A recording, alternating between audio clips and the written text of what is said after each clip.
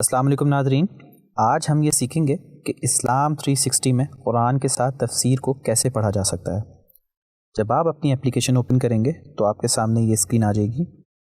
نیچے لیفٹ پہ آپ دیکھیں گے تو چھوٹا سا لکھا ہوا ہے قرآن، اس پہ کلک کیجئے۔ القرآن کریم پہ کلک کیجئے۔ یہاں سے آپ کوئی بھی سورہ سلیکٹ کر لیں، میں سورہ آل عمران سلیکٹ کر رہا ہوں۔ یہاں پہ آپ کے پاس ساری آیات آ گئی ہیں۔